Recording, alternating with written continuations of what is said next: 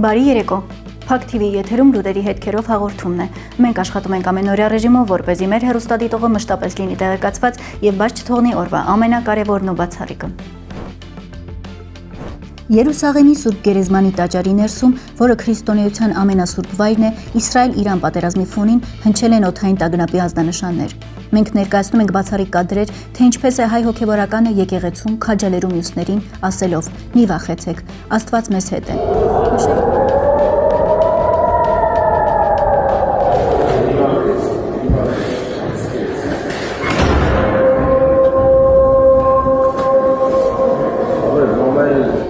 Նշենք ըստ վերջին տվյալների Իրանի հարձակման հետևանքով Իսրայելի հայ համայնքի շրջանում տուժածներ չկան։ Պատերազմը շարունակվում է, հրթիռահարության պատճառով 2 օտարազգի շինարարներ են զոհվել, 1 քաղաքացի ծանր վիրավորվել է։ Կրկին թիրախավորվել է երկրի կենտրոնը։ Հաղորդվում է սակայն, որ Լիբանանի հարավում իսրայելական հարվածների հետևանքով սպանվել է քրիստոնեական գյուղի հոգևորական։ Տեղի բնակիչները պնդում են, որ կմնան իրենց տեղերում չնայած տարհաման կոչերին եւ իսրայելական բանակի հարձակումներին։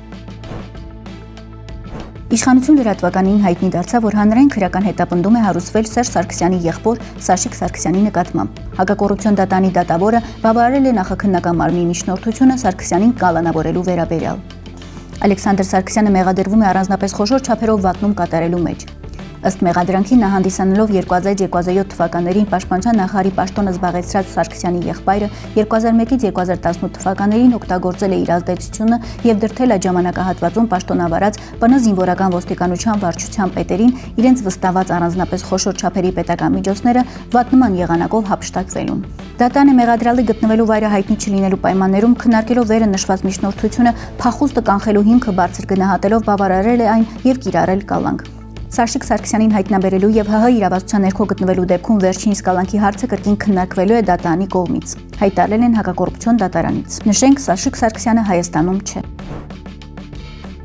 Սամվել Կարապետյանը համարվում է Փաշինյանին վարչապետի պաշտոնում փոխարինելու առաջատար տեխնացուն։ Այդ մասին է վկայում քաղաքացիների շրջանում արված հարցումը։ Էմպիրիկա հետազոտական եւ խորհրդատվական ընկերության անցկացրած հարցման համաձայն ուժեղ Հայաստան կուսակցության մեկնարկից հետո, երբ մարդկանց հարցրել են, թե այս երկու տեխնացուներից ով պետք է լինի հաջորդ վարչապետը, համապետական մակարդակով հարցվածների 35% ընտրել է Սամվել Կարապետյանին, իսկ 34% Նիկոլ Փաշինյանին։ Երևանում արդյունքներն ավելի ընդգծված են։ Այստեղ հարցվածների 49% ընտրել է Սամվել Կարապետյանին, իսկ միայն 24% Նիկոլ Փաշինյանին։ Վարչապետի տեխնացուների համեմատությունում Սամվել Կարապետյանը Նիկոլ Փաշինյանի նկատմամբ 18%-ով առավելություն ունի, 18-ից 29 տարեկան երիտասարդների շրջանում, 4%-ով 30-ից 49 տարեկանների շրջանում։ Մինչդեռ Փաշինյանը առաջատար է միայն 50-ից բարձր ընտրողների խմբում։ Տղամարդկանց շրջանում նրանց աջակցությունը հավասար է, կանանց շրջանում Սամվել Կարապետյանը առաջ է 2%-ով։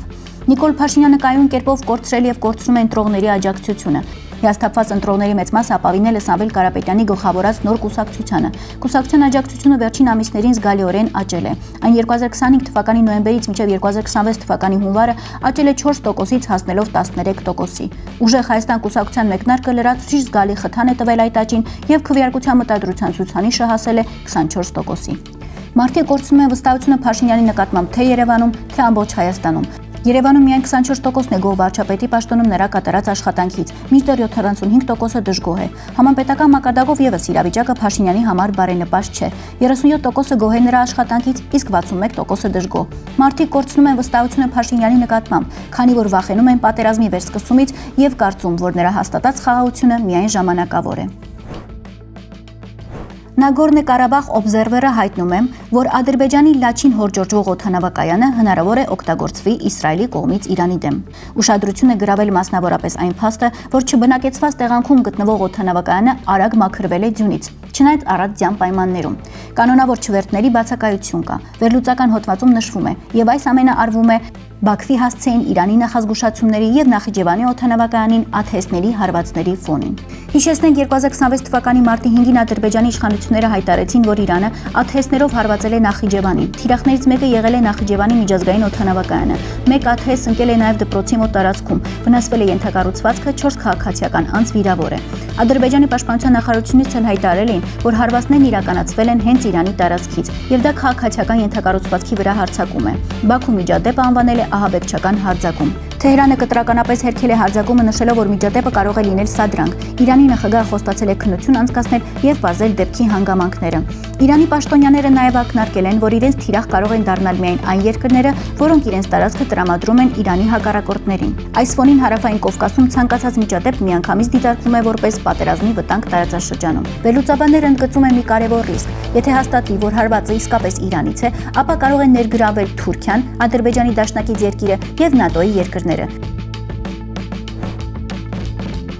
Այսօր է ծնվել համաշխարհային ճանաչում ունեցող հայ նկարիչ, հայկական գեղանկարչության ամենամեծ ներկայացուցիչներից Մարտիրոս Սարյանը։ Սարյանի աշխատանքները մեծ դեր են ունեցել հայկական գեղանկարչության ձևավորման մեջ։ Այսօր հիշում ենք հայ կերպարվեստի մեծագույն վարպետներից Մարտիրոս Սարյանին, որի արվեստը ոչ միայն գեղանկարչություն է, այլև կյանքի յուրահատուկ երգ։ Դեռ մանկությունից նրան գրավում էին գույները, բնության փոփոխվող տրամադրությունները, արևի պայծառությունը, այդ հետաքրքրությունն էլ նրան տարավ դեպի արվեստի աշխարհ։ Երիտասարդ հասակում Սարյանի մոտ ձևավորեցին նրա առաջին գեղարվեստական հայացքները, սակայն իրական ոգեշնչումը նա գտավ հայրենիքի բնության մեջ։ Սարյանի նկարներում Հայաստանը ներկայացվում է պայծառ, արևաշխող գույներով, լեռներով, այգիներով եւ մարդկանց առօրյա կյանքով։ Մարտիրոս Սարյանի արվեստի կարևոր շրջադարձերից մեկը նրա վերադարձն էր Հայաստան։ 1920-ական թվականներին նա հաստատվեց Երևանում եւ դարձավ հայկական կերպարվեստի նոր դպրոցի հիմնադիրներից մեկը։ Նրա ստեղծագործություններում հաճախ կարելի է տեսնել հայկական բնության խորհրդանշական պատկերները՝ Արարատը, ծաղկած այգիները, արևոտ քաղաքները։ Սարյանի գույները շարունակում են ապրել, փոխանցելով Հայաստանի ջերմությունը եւ հայկական բնության գեղեցկությունը։ Մարտիրոս Սարյանը հեռացավ կյանքից 1972 թվականին, սակայն նրա արվեստը մնաց որպես հայկական մշակույթի ամենավառ եւ կենսուրախ էջերից մեկը։ Նրա նկարները մինչեւ այսօր հիշեցնում են, որ Հայաստանը ոչ միայն հին պատմություն ունի, այլև գույներով լի հոգի է։ Այսօրվա համար այսքանը, իսկ դուք շարունակեք մնալ Փակ TV-ի հետ լուրերի հետքերով եւ մի մոռացեք դառնալ մեր YouTube ալիքի բաժանորդ օրվա ամենակարևորն ու բացառիկ բաց չթողնելու համար։